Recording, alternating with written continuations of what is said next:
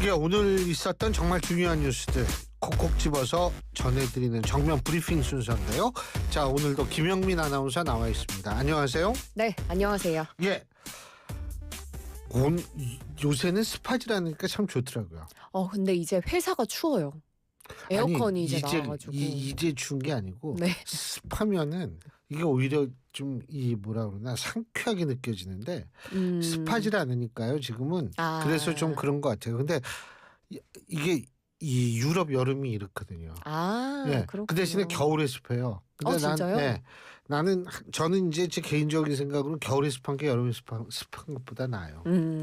왜냐하면 겨울에는 아무래도 난방들을 다 하잖아요. 맞습니다. 그러니까 이제 그게 좀 덜하게 느껴지는데 여름이면 에어컨을 꼭 켜야 되는데 안 킨 데도 있잖아요. 이렇게 네. 되면 굉장히 그게 힘들죠. 근데 어쨌든 요새는 그래서 할만한 것 같아요. 살만한 것 같아요. 할만한 게 아니라 살만한 것 같아요. 근데 뭐 제가 오늘 갑자기 그런 생각을 한번 해봤어요. 6월 다음 주 화요일이 이제 대선이죠. 그렇죠. 그죠? 그러면 차기 대선 물론 또 아무 일 없이 잘 넘어가면 차기 대선은 몇 월 달일까요? 이론적으로 따지면 4월인데 그때는 좋을 때죠. 근데 이제 그런 생각을 한번 해봤어요. 이번 어떻게 정말 누가 대통령으로 당선되든 앞으로 우리나라를 좀 이 힘든 상황을 잘 헤쳐나갈 수 있는 그런 사람이 되기를 바라겠습니다. 자, 오늘 법관 대표회의 열렸는데 결론 없이 마무리됐다고 하는데 많은 사람들이 이건 예언을 했었어요. 그렇군요. 오늘 오전에 있었습니다. 고향에서 법관 대표회의가 열렸는데요. 사법연수원에서 열렸고 이재명 더불어민주당 대선 후보의 공직선거법 사건에 대한 대법원 파기환송 판결로 이 회의가 촉발이 됐습니다. 김예령 의장이 제안한 두 가지 안건에 대해서 논의를 했고요. 재판의 공정성과 독립성 관련한 안건이었고 이날 회의에서 이제 126명 중에 온 오프라인을 통해서 모두 88명이 출석을 해서 2시간 정도 진행이 됐고요. 현장에서 5개의 안건이 추가가 됐습니다. 이 5개의 안건은 특정 사건에 대한 대법원의 전례 없는 절차 진행으로 사법부의 정치적 중립성과 절차적 정당성에 대한 의심을 불러일으킴으로써 사법부에 대한 불신을 초래한 점에 대한 유감 표명, 그리고 판결에 대한 비판을 넘어서 판결을 한 법관에 대한 특검 탄핵 청문 절차 등을 진행하는 것은 사법권 독립을 심각하게 침해하는 것임을 천명하고 재발 방지를 촉구하는 것, 또 이른바 정치의 사법화가 법관 독립에 대한 중대한 위험 요소임을 인식하는 것, 대법원 전원합의체 판결이 사법부 신뢰에 대한 부정적 영향을 미친 상황 엄중히 인식하는 것, 또 개별 재판을 이유로 한 각종 책임 추궁과 제도의 변경이 재판 독립을 침해할 가능성에 대한 깊은 우려 등입니다. 이렇게 총 7가지에 대한 다양한 논의가 2시간여 정도 이어졌다고 보시면 되겠습니다. 근데 어쨌든 의결은 없는 거 의결된 건 없는 거 아니에요? 네, 그죠? 그렇습니다. 의결은 대선 이후로 미뤘습니다. 선거를 앞두고 입장을 표명하는 것이 선거에 영향을 미칠 수 있다, 이런 우려가 나왔기 때문인데요. 아직 다음 회의가 언제가 될진 정해지지 않았지만 전면 원격 회의로 진행이 될 예정입니다. 그래서 상정된 안건이 또 이후 회의에서 보충 토론을 한 뒤에 의결이 될 예정입니다. 이럴 줄 알았어요, 많은 사람들이. 왜냐하면 이거 자칫 잘못 의결하면 이게 또 하나 사법부의 정치 개입이 될 수 있는 거거든요. 그러니까 오늘 이렇게 그냥 회의만 하고 끝날 것이다, 이렇게 생각하는 사람들이 많았는데, 자, 그리고 또 하나는 뭐냐면 재외국민 선거, 이게 벌써 여긴 끝난 모양이에요? 마무리가 되고 있습니다. 이번 재외 투표가 굉장히 열기가 뜨거웠다라는 소식들이 전 세계 곳곳에서 나오고 있는데요. 지난 20일부터 전 세계 118개국에서 시작된 재외 국민 투표 오늘 마무리가 되고요. 연합뉴스 기사를 좀 참고를 했는데 여기서 인터뷰를 한 영국 셰필드에 있는 유학생은 버스로 왕복 8시간 거리인 런던까지 투표를 하러 다녀왔다고 합니다. 먼 해외에서 12.3 불법 겸 사태에 대한 얘기를 듣고 한국은 당연히 민주 국가라서 이렇게 극단적인 일이 생길 줄 몰랐다라는 이야기를 하며 부끄러운 마음이 컸고 더 잘못되기 전에 되돌려야 한다고 생각한다. 이런 입장을 전하기도 했습니다. 또 캐나다 토론토에 사는 한 한국인도 투표장을 찾는 시민들이 비가 계속 왔어서 적을까 봐 걱정을 했는데 꾸준히 사람들이 투표장을 찾아와서 신기했다라고 현지의 분위기를 전했습니다. 그리고 주 중국 한국 대사관은 재외국민 투표 기간에 베이징에 등록된 유권자 중 82.3%가 투표를 했다고 전했고요. 이게 지난 20대 대선 투표율보다 10%포인트 넘게 높아진 겁니다.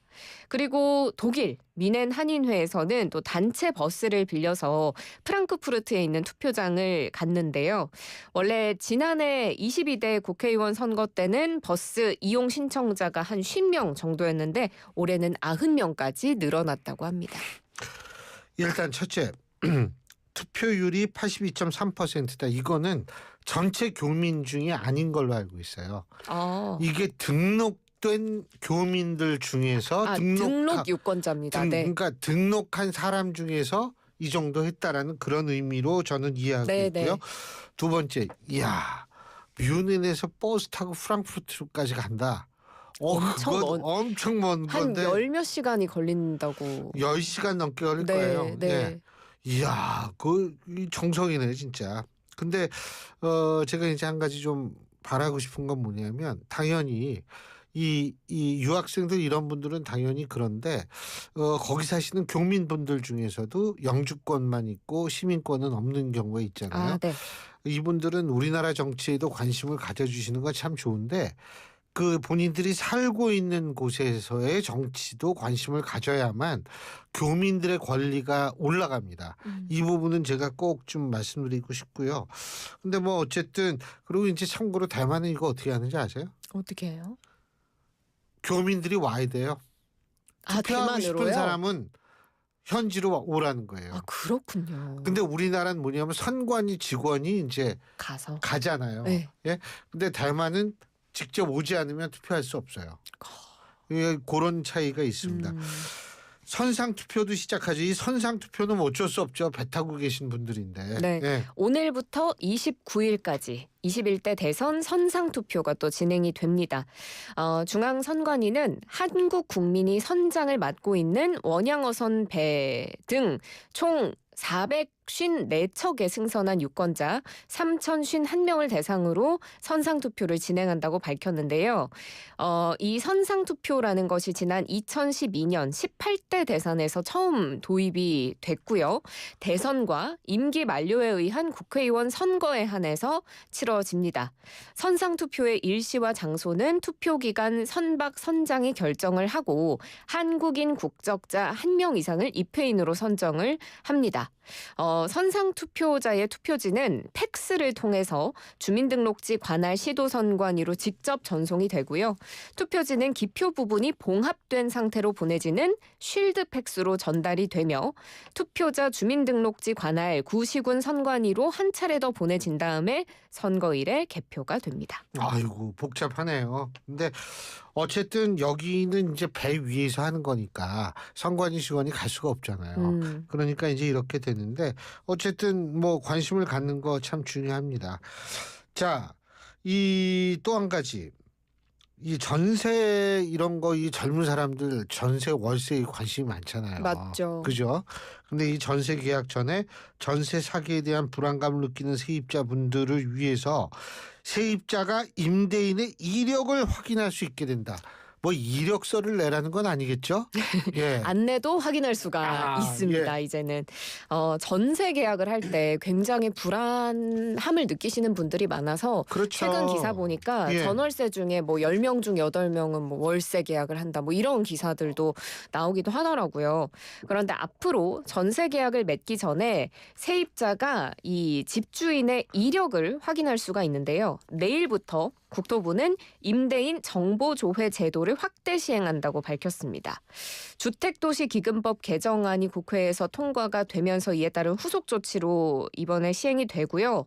어떤 내용 이력을 확인할 수 있느냐 하면 임대인 주택도시보증공사 그러니까 허그의 전세금 반환보증 가입주택 보유 건수, 보증 금지 대상 여부, 최근 3년간 대위 변제가 발생한 건수 등을 확인할 수가 있습니다.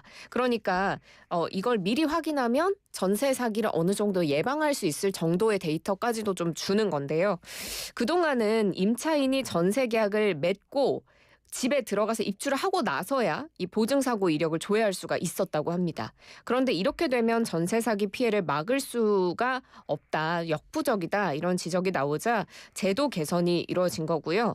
그래서 예비 임차인의 경우에는 공인중개사를 통해서 계약의 의사가 확인이 되면 임대인 동의 없이 정보조회가 가능하고요. 조회 신청은 공인중개사의 확인서를 지참해서 주택도시보증공사 허그지사를 방문하면 되고요. 6월 23일부터는 안심전세 앱을 통해서 비대면 신청도 가능합니다. 이게 그러니까 6월 23일부터는 앱을 통해서 이력을 조회할 수 있는데 지금까지는 본사를 직접 방문해야 된다. 네, 그렇습니다. 야, 지사든 본사든 이거 참 이거 필요해요. 근데 맞습니다. 이제 이게 모든 게 그렇지 필요하지만 남용이 또 될 수 있는 거 아니겠어요? 그죠? 맞습니다.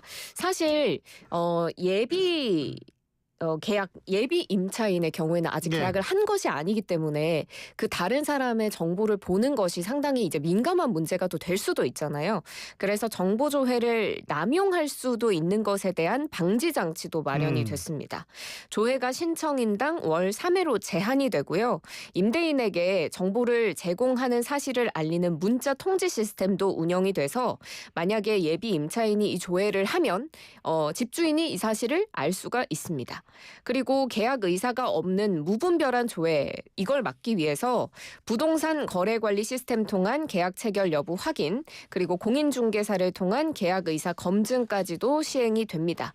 그래서 앞으로 이제 정부에서는 안전하게 사람들이 전월세로 집에서 거주할 수 있도록 제도 개선을 지속적으로 추진한다라는 방침입니다. 이건 참 중요한 제도고 좋은 제도예요. 이거 젊은 사람도 이것 때문에 얼마나 조마조마하고 물론 나이 드신 분들도 그럴 수 있는데 가장 중요한 거는 연세 드신 분들도 이런 피해를 당하지 않도록 이거를 좀 잘 안내해 주는 그런 지혜가 필요할 거란 생각이 듭니다.